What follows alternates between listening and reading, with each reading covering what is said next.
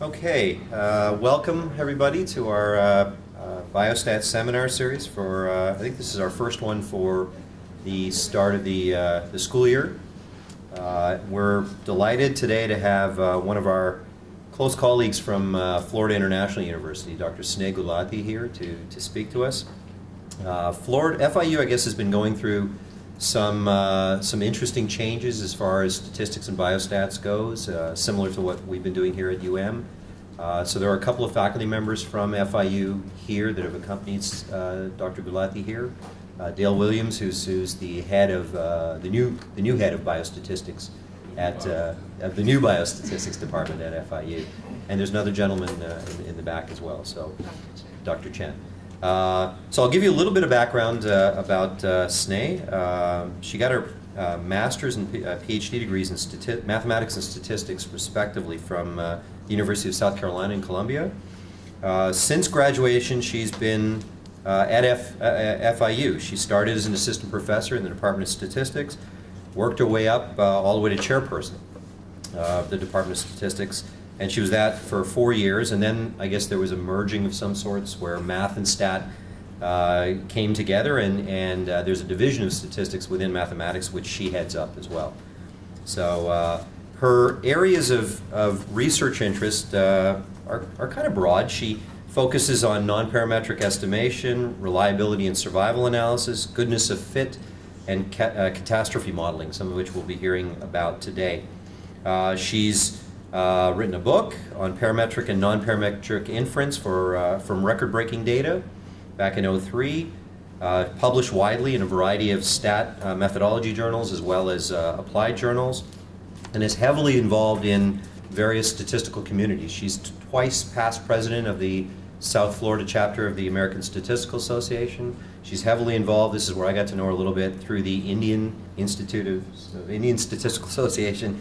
I never remember the name. And so it's a real delight to have her here and for us to try and build some closer ties to FIU. I know there's a number of graduates from FIU that are in our midst as well, so that's fantastic. So today she's going to speak about some goodness of fit testing and model validation in the public hurricane loss model. So welcome, Sneh. I do want to thank Sunil for inviting me. I'm really delighted to be here at UM.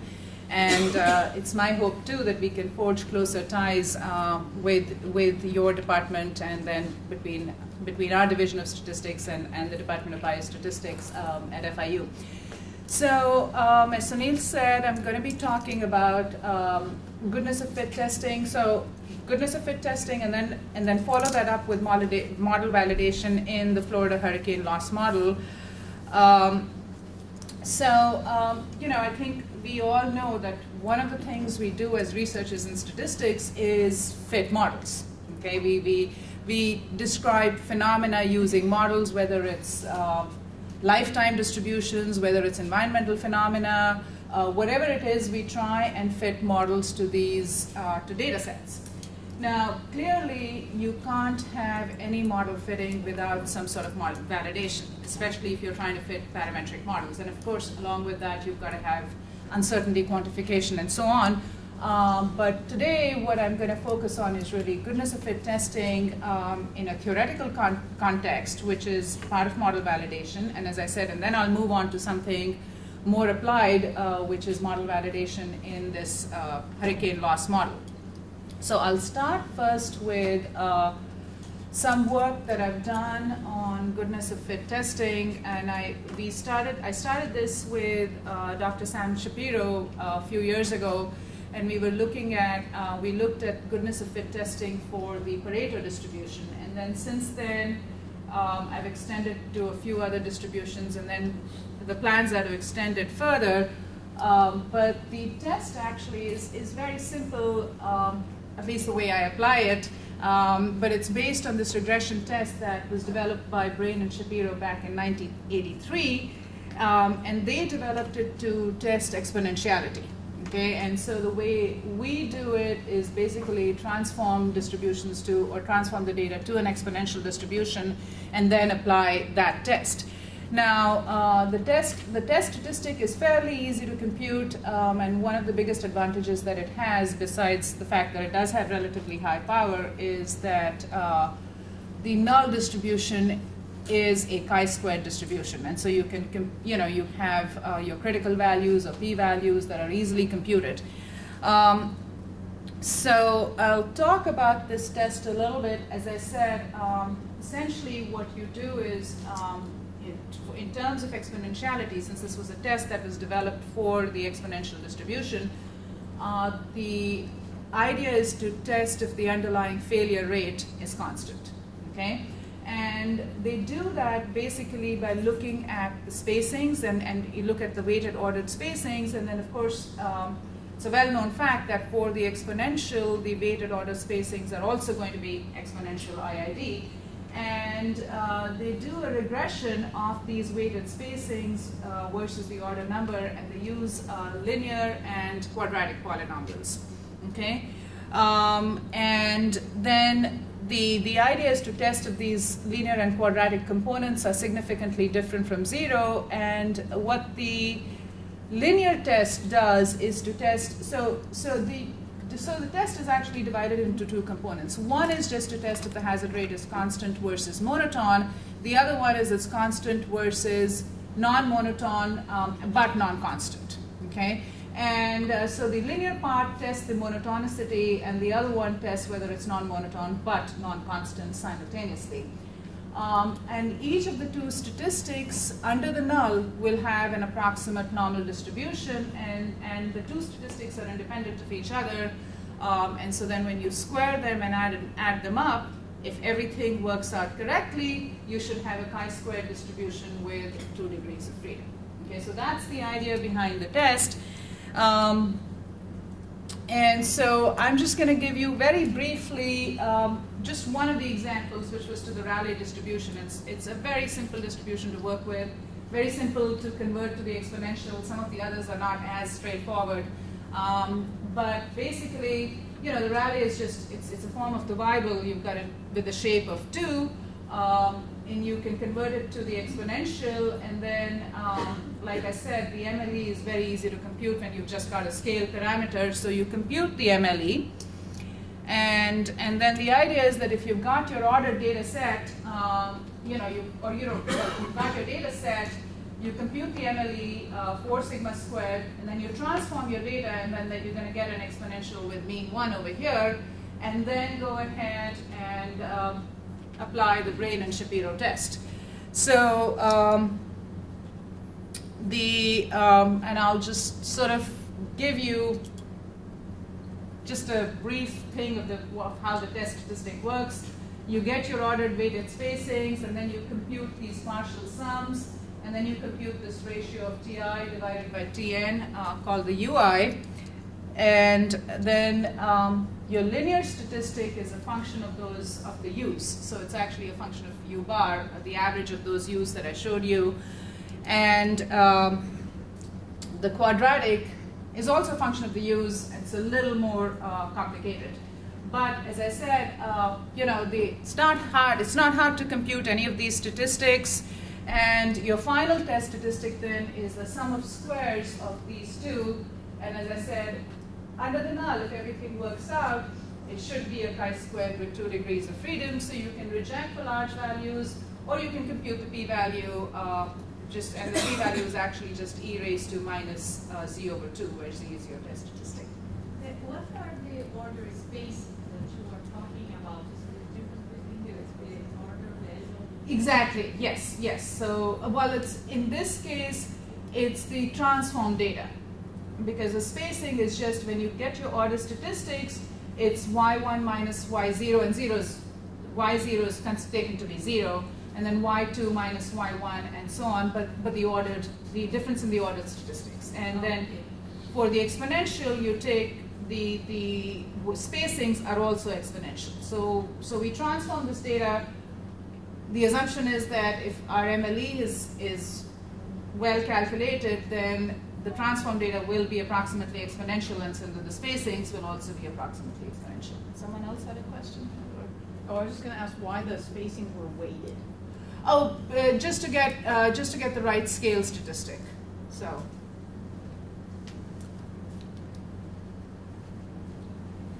Okay, so as I said, obviously if you do this with the exponential, you don't have any transformations, and so, but when you do it for another distribution, where first you compute an MLE and then you transform the data, you've got to verify whether or not the transformation worked properly, and you've still got an exponential. So in case of the rally, we did, and I'll talk about the other distributions as well in a little while, we did look at the null distribution. We did it through simulations, and it basically looked at 40,000 values of the test statistic and found that the empirical percentiles very closely matched those of the chi-squared with 2 degrees of freedom. So everything did work out correctly. We looked at the power, and we found that the power was actually very, very good. It was, even in the worst cases, it was higher, as long as you had a sample size of 30 or more, it was higher than 0.7. Now, we also look at this test and compare it to other tests in literature. So as far as the standard goodness of fit tests like the Khmer-Von Mises or the Anderson-Darling and the Kolmogorov-Smirnov, this test almost always does better. Although lately there's been a sort of a spew of papers written by Miantanis and his colleagues in Greece, and they use something called empirical Laplace transforms to test goodness of fit testing. Now, those tests actually are incredibly powerful tests, and our test doesn't always do better than those tests, and of course then my argument as well, but we've got a p-value that you can compute in closed form, and with those you can't. Were you trying to ask me a question? On the power calculations,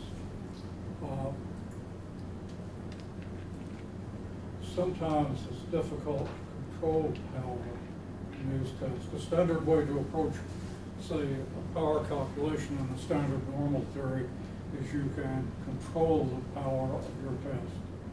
But in some other sorts of tests and situations, the power is virtually uncontrollable. It gets large too fast, Okay. both with sample size and deviations from Right. the assumptions. Yeah. Is this test behaving that way? Does power increase dramatically with sample Power size increases. and deviations? I don't know if dramatically is the right word, but yes, it does definitely increase with deviations and definitely with sample size. I mean, in a number of situations, you're right, it approaches 1 very quickly. Yeah. My second ex-wife did her dissertation on this Right. property for repeated measures experiments, and found that violations of assumptions almost always led to rejection. Right. Not being able to control power at all. Yeah. And that's also a problem for sample size in some tests. Right. So, Well, yeah, I mean, I guess I was only looking to see if we had good power. I wasn't thinking of controlling power or, yeah, that's something to think about, yeah. Okay. So as I said, we started with, when Dr. Shapiro and I started these tests, we started with the Pareto distribution. And what we found was that if we looked at the type 1 Pareto, which is essentially defined by a scale parameter, you have a location, but really just a scale parameter, the null distribution was a chi-squared with 2 degrees of freedom. But when we looked at the type 2, for some reason, and we found that in subsequent distributions that I've been looking at with another colleague at FIU recently, once you add a shape parameter, for some reason, when you estimate 2 parameters, the chi-squared assumption of 2 degrees of freedom doesn't hold, and the null distribution then actually becomes a chi-squared with 1 degree of freedom.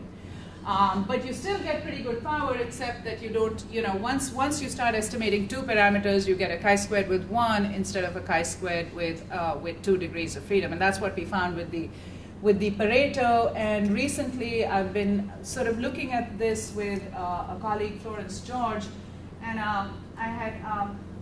I was at a conference a few months ago, and somebody commented that, there's no reason why this test can't be applied to other distributions, because theoretically, with the probability integral transform, you can transform everything to the uniform, and then you can transform it to the exponential. So how about looking at it with other stuff? Now, and so that's what we're exploring right now. My guess is that, again, as long as you can transform the distribution easily to exponential, things should work well. And so now the question is, how much information will we lose when you first have to go to the uniform and then go to the exponential, because that's a number of transformations that you're making, and so you probably will be losing information along the way.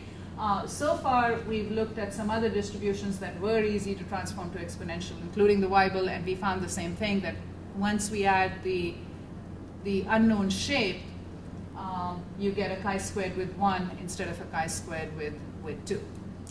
Okay, so that's some of the stuff, the theory part that I wanted to talk about in terms of some of the goodness of fit work that I've done. And then I'm going to switch gears and talk about something that interests us all, whether or not it affects our daily life, statistics or not.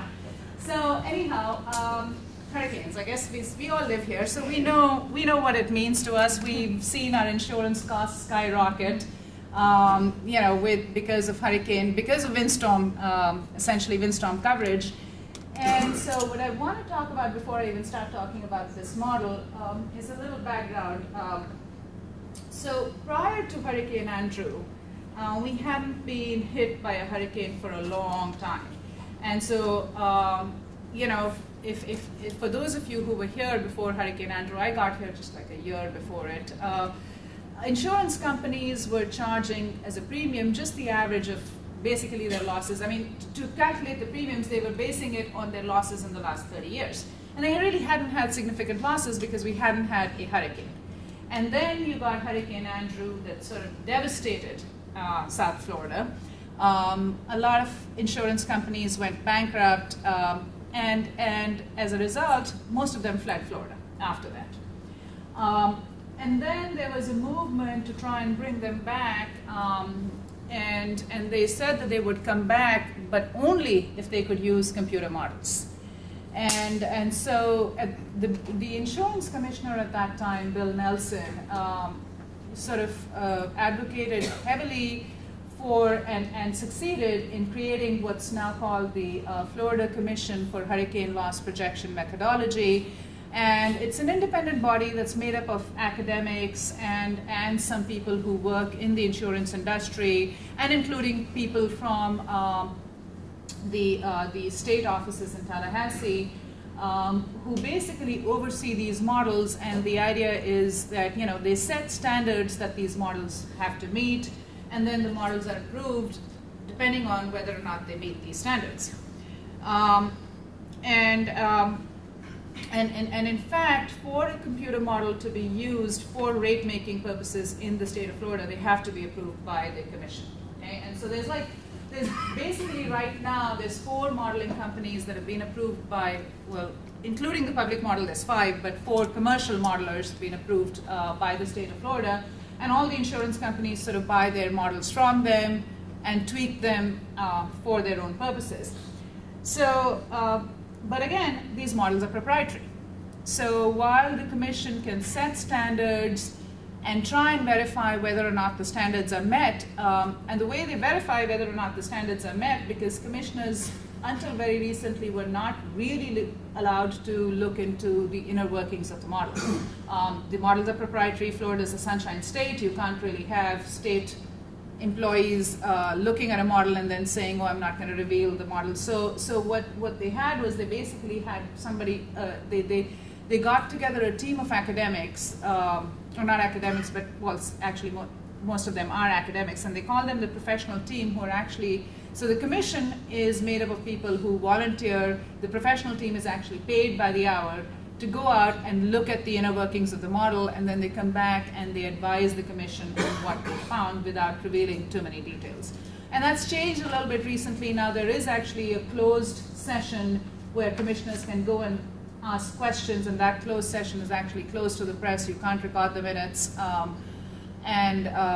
And so then they can look at the inner workings, but back for a number of years that wasn't allowed. And so the Office of Insurance Regulation then funded this model called the public hurricane loss model, and the idea was there should be a model that's open to the public, that everybody can actually look at.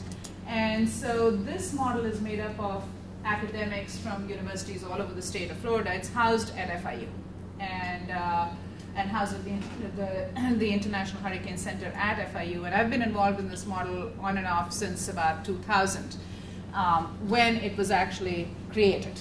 Okay, so the model's been developed, and now it's actually approved for use by the hurricane loss projection, by the commission. Anyhow, so that's what I'm going to be talking about. I'll give you a few details on the model, and then I'll talk to you about how, statistician comes into it, which, of course, the very word, you've got computer model, you need statisticians amongst other academics.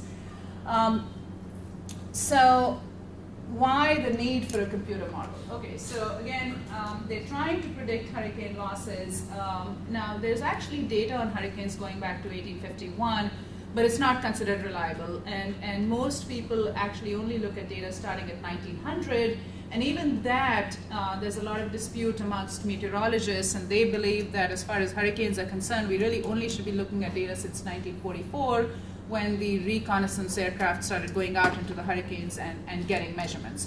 And now NOAA is actually involved in sort of refining the previous data and trying to, based on present data, trying to sort of reanalyze the database from 1900 to 1944.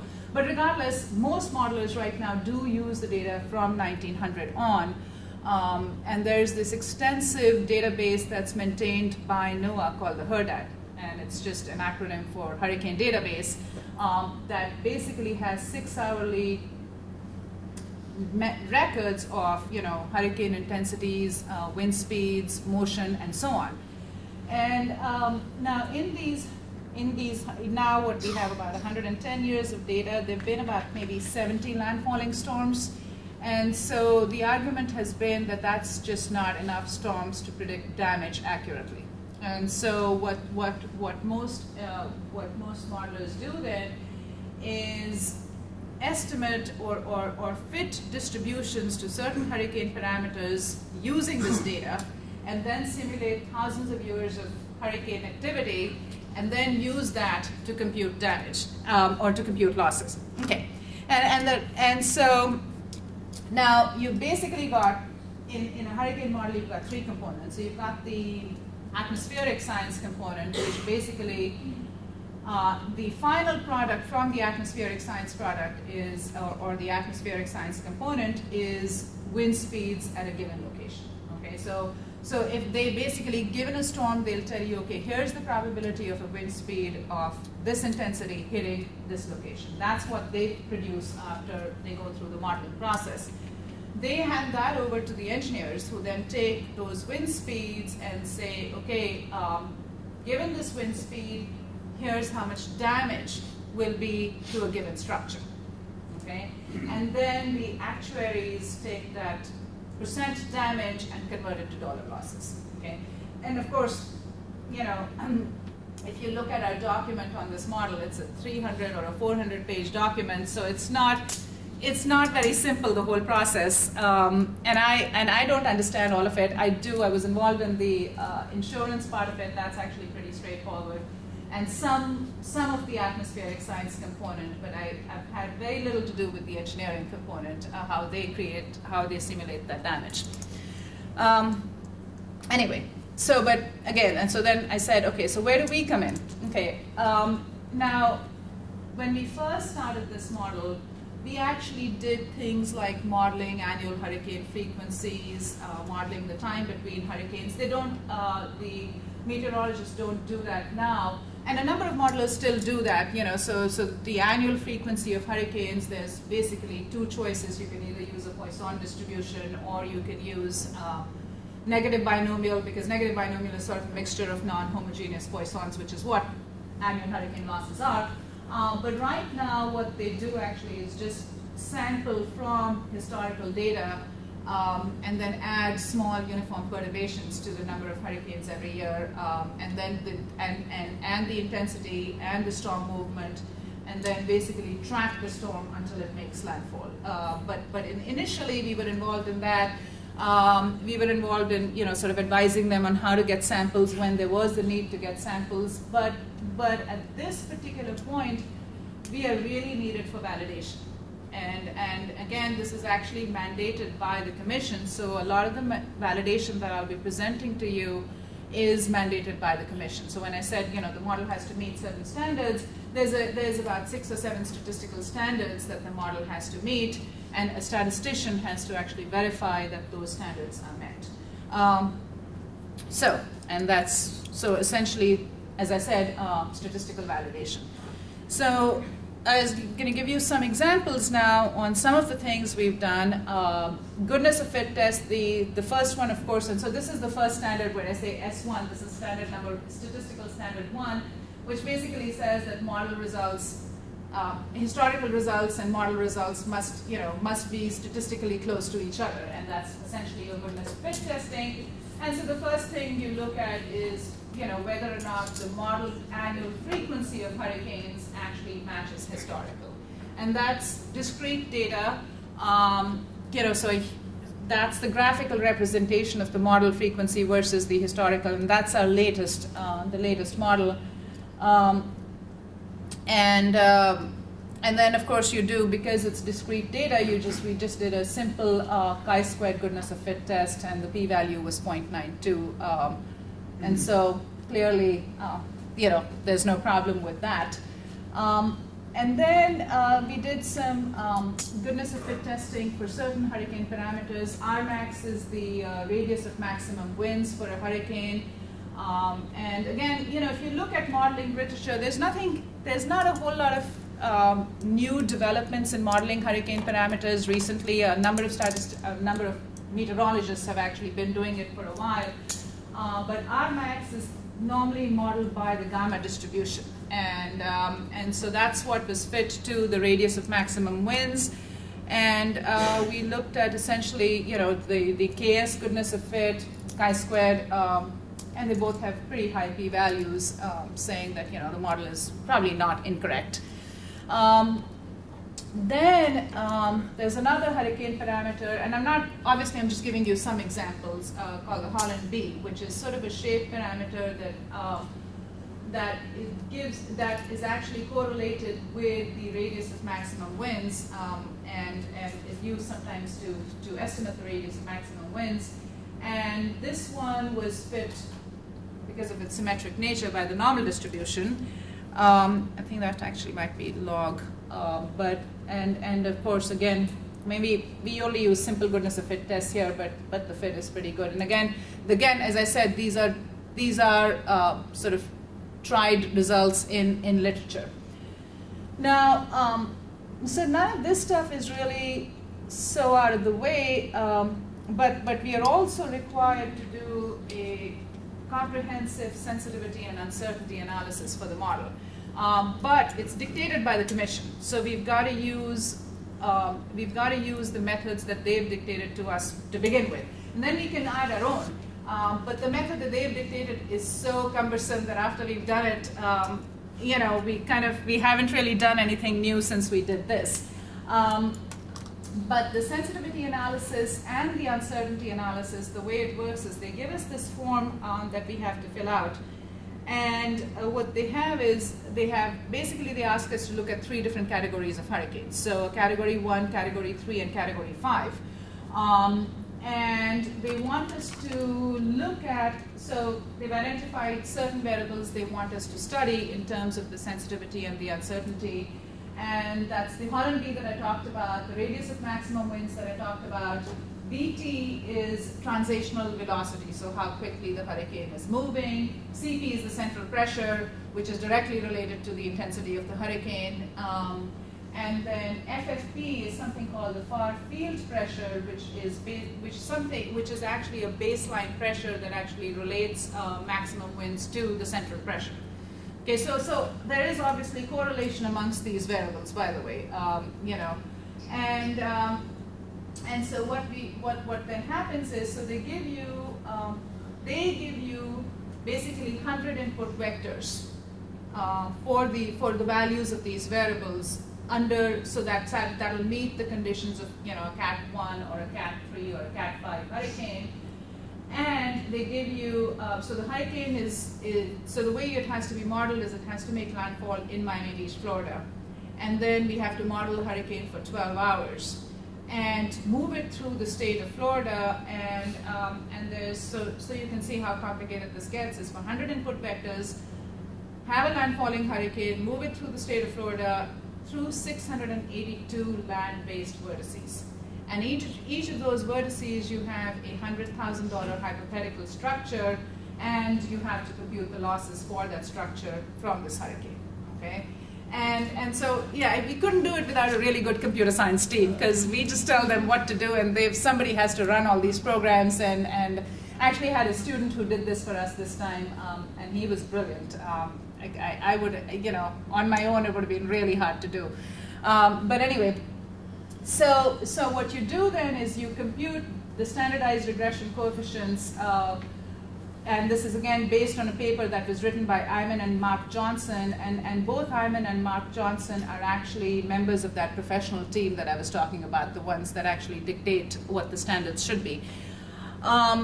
And so, okay, so again, so as I just gave you all this, that you compute the total loss cost for each of these input vectors over these 682 line-based vertices, compute an expected loss cost, which is defined as a percent of the exposure. These structures are worth $100,000, and so your total exposure is $682,100,000. And then you compute the correlation matrix of these input variables versus these expected loss costs, and then the standardized regression coefficients are based on the inverse of this correlation matrix. And the idea is that these SRCs, basically, they're like partial correlation coefficients. So they vary between -1 and 1. The closer they are to 0, the less effect a variable has on the loss cost. The further away they are from 0, the higher the effect of this variable on the loss cost. So, so this is essentially what you found is basically how a variable affects the hurricane sort of depends on the category of the hurricane. So you got Cat 1, Cat 3, and Cat 5. And one thing you see that Holland B parameter is very, very influential in the loss cost. The loss costs are extremely sensitive to changes in the Holland B. One thing which is not surprising is the translational velocity doesn't really affect loss costs so much. So that's the forward speed of the hurricane is not a big factor. Radius of maximum winds, you would imagine that it would have an effect. Far field pressure is actually negatively correlated. One of these is, negatively correlated, I think, with Rmax, and so you see that over there. And then central pressure also has an effect, sort of like Rmax does, which, just. And then, so that's the summary of the sensitivity analysis. Now, the uncertainty analysis is actually basically doing exactly the same thing. And you use the same input vectors, the same land-based vertices, and what you do here is compute what's called the expected percent reduction due to one variable when you hold the others constant. Okay, so then the input vectors, I said, okay, they're the same, but what you do is essentially for each of these vectors, then you compute loss cost for each of these input variables. You basically substitute 4 of them with their averages and vary 1, and then see how much the variability in the loss cost reduces with just because of the effect of that one variable. And so obviously now the expected percent reduction is going to be between 0 and 100. The further away from 0, the more effect it has on the uncertainty, and the results are pretty much the same. Okay, so again, Holland B, the big player is the Holland B. Rmax, the same effect as before. Far field pressure, CP, similar. So the graph is basically just you see the same thing in this graph as you do in the sensitivity analysis. Okay. And then some other stuff that we did for uncertainty analysis was also look at county-wise losses. So we looked at the mean county-wise loss and just looked at coefficient of variation, did some confidence intervals, but that's just really simple stuff. And then we are also required to make sure that the standard errors of the losses are always within 2.5% of the mean losses. So you have to determine your sample size so that that happens. And basically, the sample size varies between, like, depending on the year. It's normally, as long as we use something higher than 50,000, we are good. So that's the number. Actually, when I say sample size, is actually what I mean by that is the number of years of simulated hurricane activity. And so we've been simulating about, something over 50,000 years each time. Then a couple of other model validations we had to do, for example, was look at data from different companies, which actually can get pretty hard because companies don't give us their data very easily. But we have to sort of look at losses that companies give us for different events. So it has to be a sizable collection of companies and a sizable collection of hurricanes, and then see how the modeled losses compare to the losses of these companies. And so we basically did, for the same events, we compute the losses. We did a paired t-test, we did a Wilcoxon signed rank test, and found that our modeled losses were in pretty good agreement with the losses generated by the companies.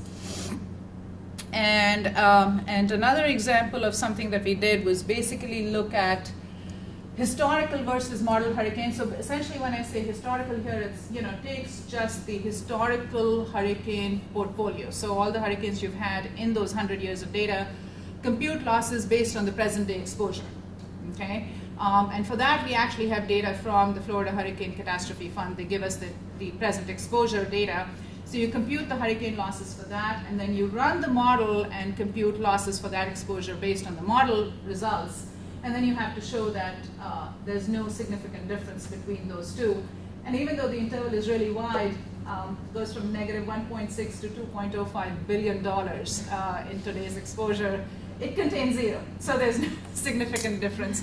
And recently they've added a commercial component, which we are still working on. But anyway, so that's, yeah, so I think that's about it. And then the last thing here, I have what the losses are. These are in billions of dollars, by the way, I think, or millions of dollars. It's not actually 4,800. Okay. But anyway, so I think that's about all I wanted to say. So thank you again, and I guess I'll take any questions.